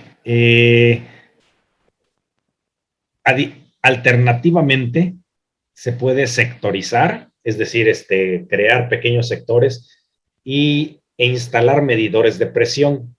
Entonces, típicamente cuando la red esté en buen estado, yo sé que las presiones se tienen que mantener en cierto nivel, y una vez que tengo una caída de presión, tengo una fuga, ¿no? Y entonces tengo que enfocarme en el tramo donde detecté la caída de presión. Entonces, habría manera pero insisto, pues eso cuesta, ¿no? Y eso nos llevaría a otro tema también, en el sentido de que reparar fugas, instalar sensores, instalar medidores también en las casas. Todo eso tiene un costo, además del costo de extraer el agua, distribuirla, ¿no? Pues de alguna manera se tiene que recuperar. Como sociedad pues tenemos que invertir, o como usuarios tenemos que pues pagarlo. En términos coloquiales, dicen por ahí que pues sí, Dios nos da el agua pero no la entuba. Entonces, eso tiene un costo, ¿no? Que se tiene que cubrir. Y muchas veces es un costo que no se refleja en el recibo de agua que se emite, ¿no? Entonces, hay toda una serie de factores, ¿no? Que hay que considerar. Y adicionalmente yo añadiría otra cosa. Ese cobro que se ve reflejado en la factura del agua, pues dudo esté reflejando también el costo de limpiar el agua que ya ensucié. Es decir, ya me bañé con ella o ya la utilicé para el excusado, para lavarme los dientes, etcétera. Pues ya le cambié la calidad y la estoy devolviendo. El ecosistema, pues sí, tiene una cierta capacidad de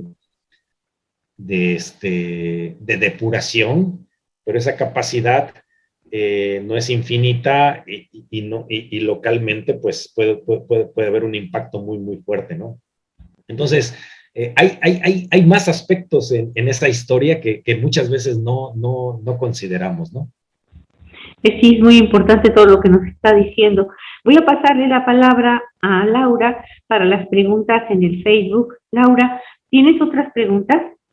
Sí, tenemos varias preguntas de Archivo Histórico de la Normal. Una alumna de la Normal de Tamazulapan pregunta, ¿cómo repercute la extracción de arenas y grava en la reducción del flujo de agua en los ríos? Sí. Sí, la extracción en estos bancos de material disminuye, digamos, la capacidad de almacenamiento cercana a los ríos. Finalmente, ese banco de material natural, pues era pues un medio poroso que almacenaba el agua, ¿no? Dependiendo del tamaño, dependiendo del tamaño puede ser un impacto pues relativamente considerable. Estos sistemas alrededor de los ríos, los materiales alrededor de los ríos son bastante permeables y pueden ser acuíferos muy buenos. En Holanda, por ejemplo, en los Países Bajos y en algunos países europeos, se extrae agua cercana a los ríos, de manera que ese medio poroso que está alrededor de los ríos sirva como un filtro para mejorar la calidad del agua del río. Entonces, de alguna manera están aprovechando el caudal que llevan estos ríos, pero la extraen por pozos algunos cientos de metros más alejados, ¿no? Bueno, ellos tienen la ventaja de que en su caso tienen un clima templado mucho más húmedo que nosotros, que la mayoría del país, pues, entonces pueden hacer eso, ¿no? Entonces sí, tiene un impacto, pues localmente, ¿no? En esa zona donde se está sacando el material. Muchas gracias, doctor. Hermelinda Dior, buenas noches.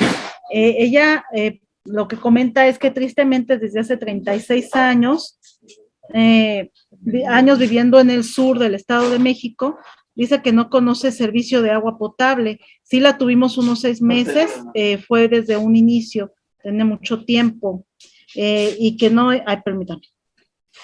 No es necesario vivir en la ciudad para tener la carencia de líquido vital. Gobiernos van y gobiernos vienen y no hay mejoras a este problema.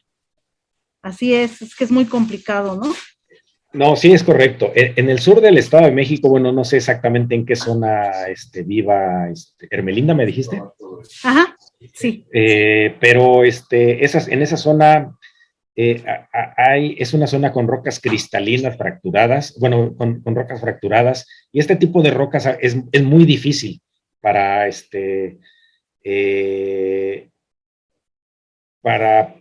muchas veces dan poca agua, es decir, los pozos que se perforan ahí dan poca agua, y adicionalmente puede ser que se perforen 4 o 5 pozos y uno salga bueno y los otros realmente no. Entre paréntesis, pues yo sé que en nuestros pueblos, y todavía en los pueblos bastante grandes, se llega a consultar a los, ¿cómo se llaman? Bueno, chamanes o vareros, los que van con la varita y te dicen, ah, mira, aquí hay agua, ¿no? Pues en medios porosos granulares, pues eso puede ser relativamente sencillo, porque en todos lados, el agua subterránea se distribuye de manera amplia. Vi por aquí en el chat una pregunta sobre ríos subterráneos.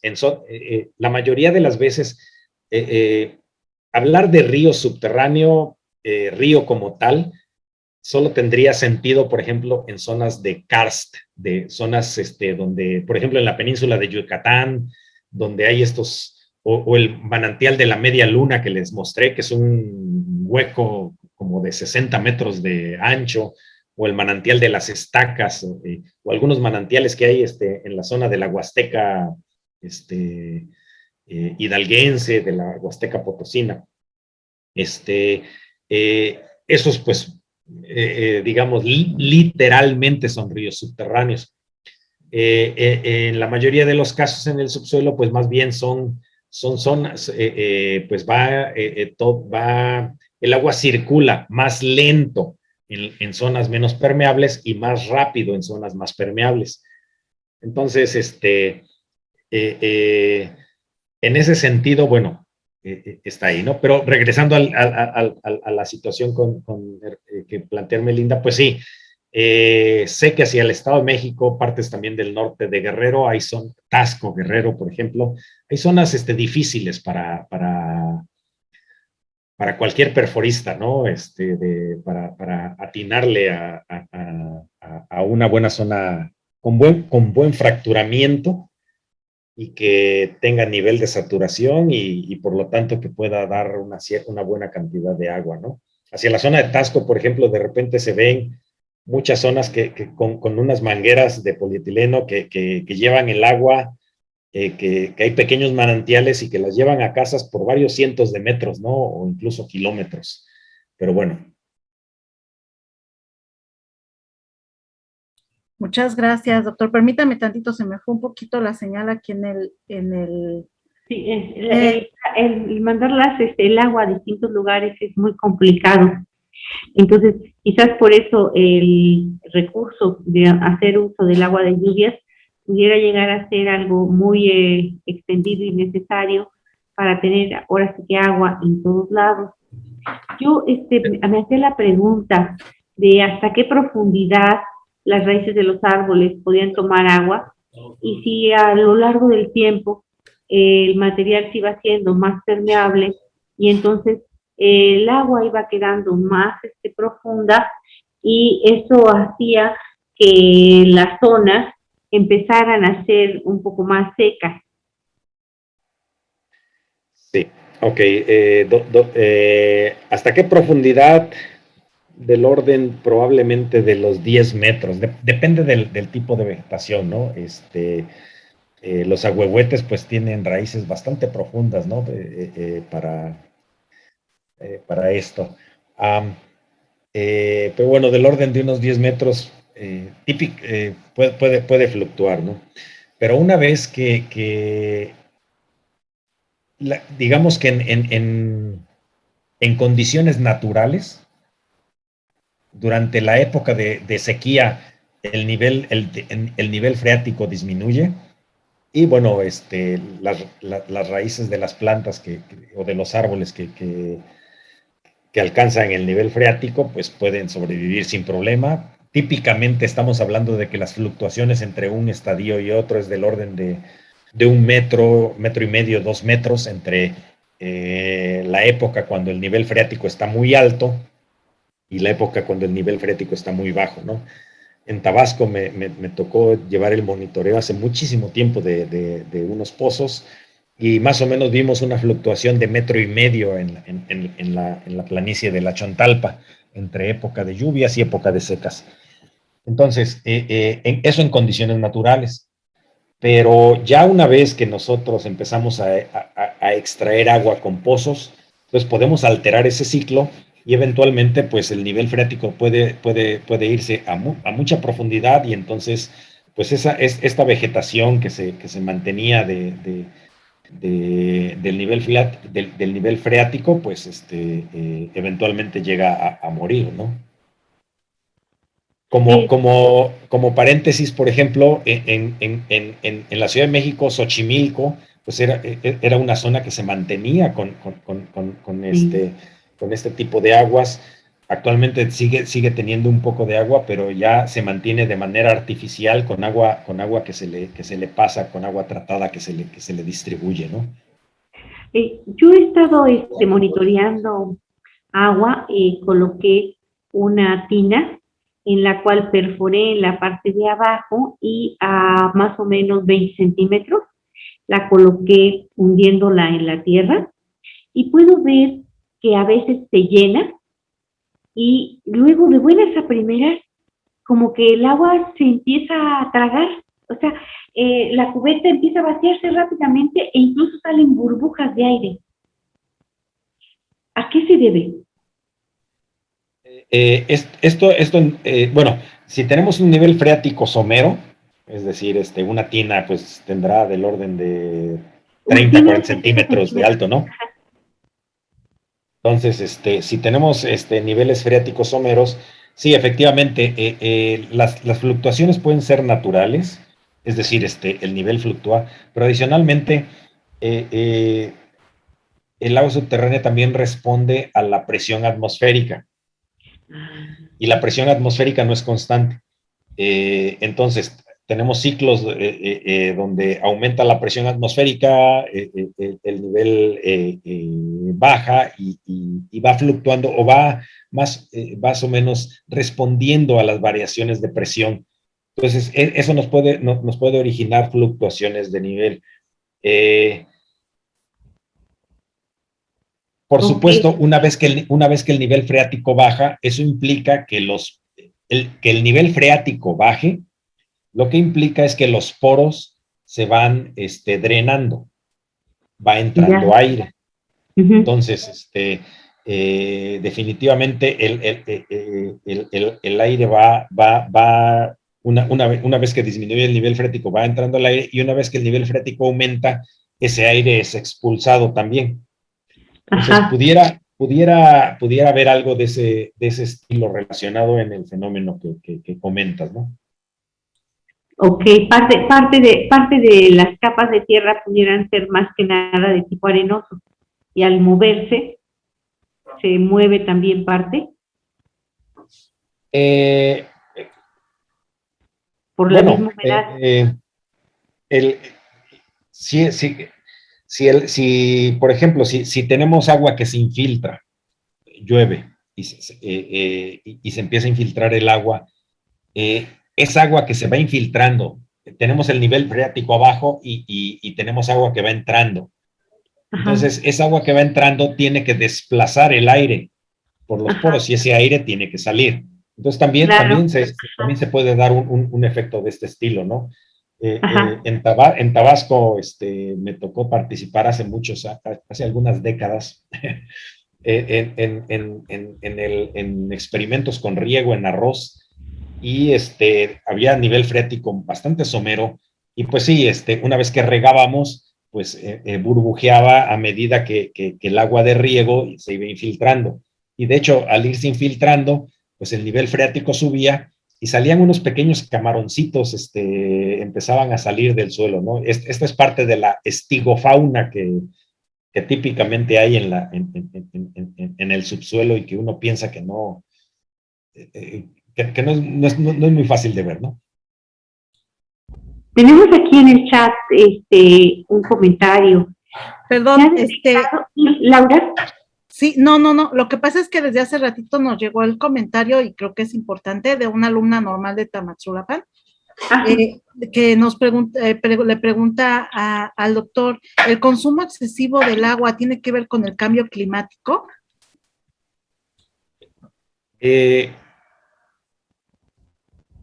No exactamente, no. El cambio climático viene más bien asociado con la producción de gases de efecto invernadero, con el cambio de las condiciones en la atmósfera. Lo que sí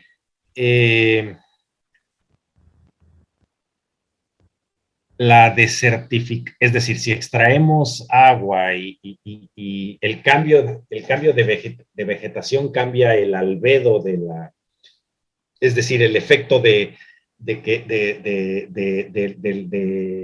que la luz solar se absorba y pueda ser reflejada. Hay diferentes aspectos, pero el principal efecto es nuestra producción de gases de efecto invernadero. Y el cambio climático más bien afectará la disponibilidad, o puede afectar la disponibilidad de agua. Entre los efectos que se mencionan, no soy experto en cambio climático, pero entre los efectos que se mencionan es, por ejemplo, eventos, lluvias, tormentas con mayor intensidad, de mayor frecuencia y periodos de sequía más prolongados. Pero esto es variable dependiendo de diferentes zonas, ¿no? Geográficas. Pero no, en principio el consumo de agua no va en esa dirección. Más bien al contrario, yo diría que el cambio climático va a afectar la posibilidad o la disponibilidad de agua fácilmente accesible y de buena calidad, puede alterar esa disponibilidad, ¿no? Para nosotros. Muchas gracias, doctor Física, si quieres, adelante.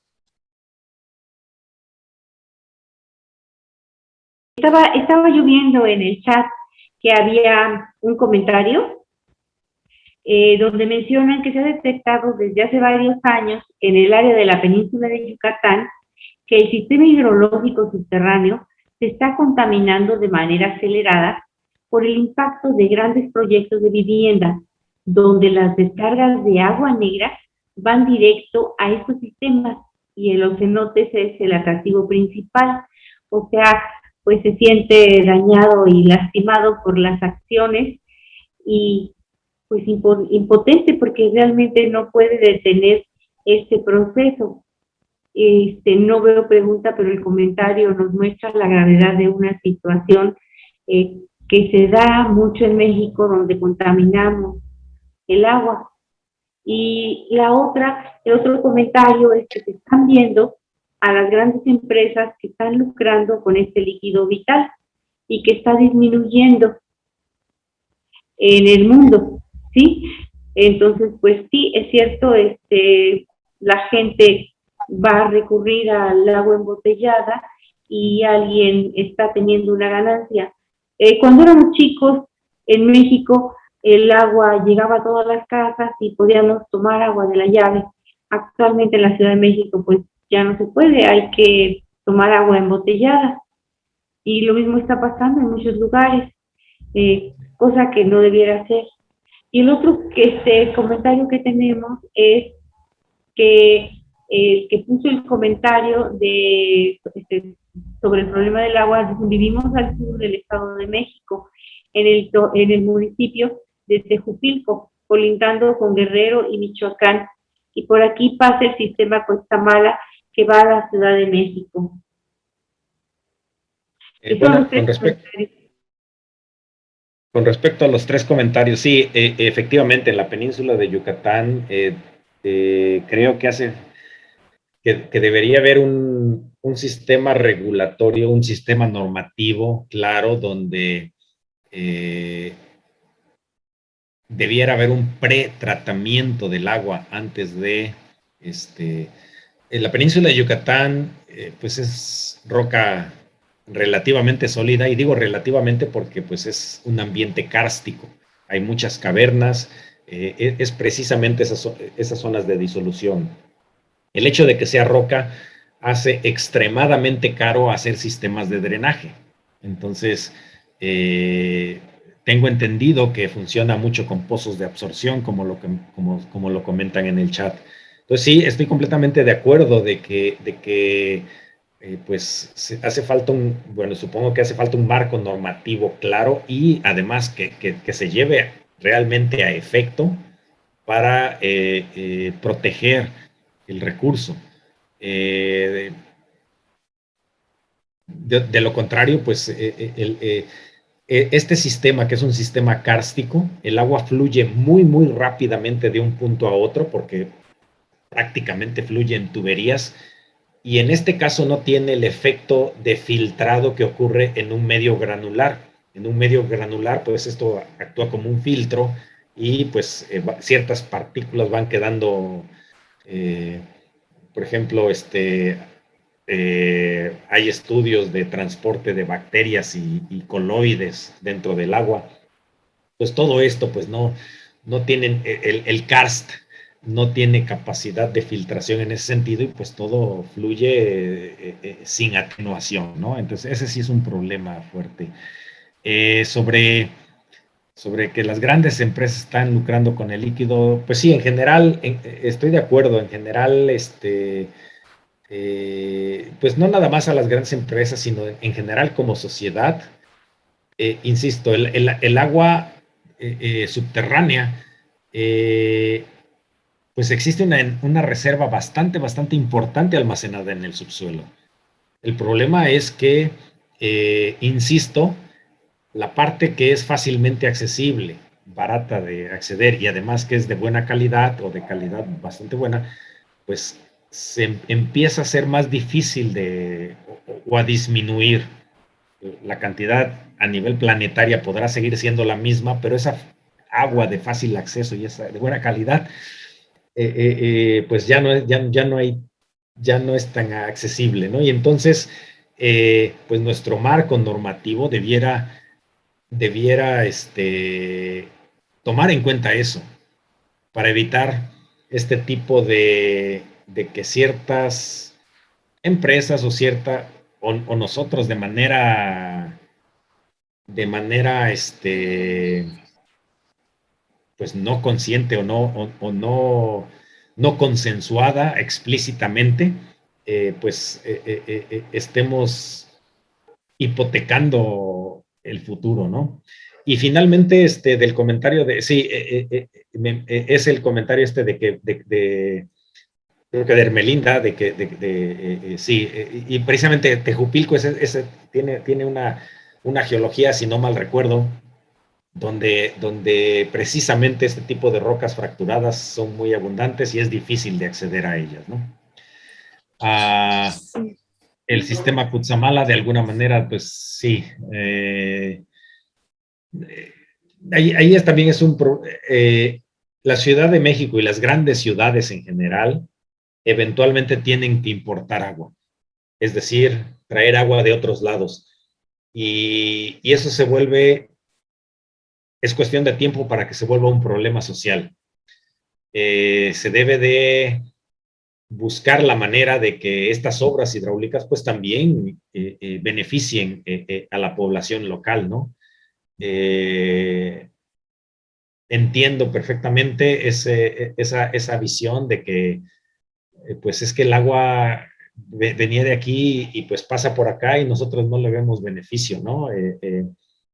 Cerca de Tuxpan, en el Estado de México. Bueno, me tocó hacer algún recorrido con una tesista de licenciatura por uno de estos canales que conducen el agua de las presas que llega a la Ciudad de México, pues donde se supone que no deben sacar agua alrededor, pero hay un montón de mangueras que ponen como sifones para desviar agua para riego. Y son bastantes, ¿no? Entonces, sí, vaya, no es sencillo, no es un problema sencillo y definitivamente se requiere de una solución política, además de la parte técnica, no hay de otra manera. Muchísimas gracias, doctor. Entonces, vamos a cerrar dándole las gracias y entregándole su constancia por tan bella plática. Muchísimas gracias por toda la información que les ha proporcionado a los profesores. Estamos seguros que eso les ayudará mucho y les permitirá guiar a nuestros niños para un mejor México. Con gusto. El de Astronomía de la UNAM y la Sociedad Astronómica de México otorga el presente reconocimiento en la celebración del aniversario de los 50 años de educación continua de la Universidad Nacional Autónoma de México y la celebración de los 100 años de la Secretaría de Educación Pública, el ciclo en memoria de Vasconcelos. Al doctor Enrique Morales Cacique por su excelente presentación. El agua subterránea en el ciclo hidrológico. México, 10 de septiembre de 2021. Firma Alcázar, profesor Rubén Horacio Becerril Marañón, presidente de la Sociedad Astronómica de México.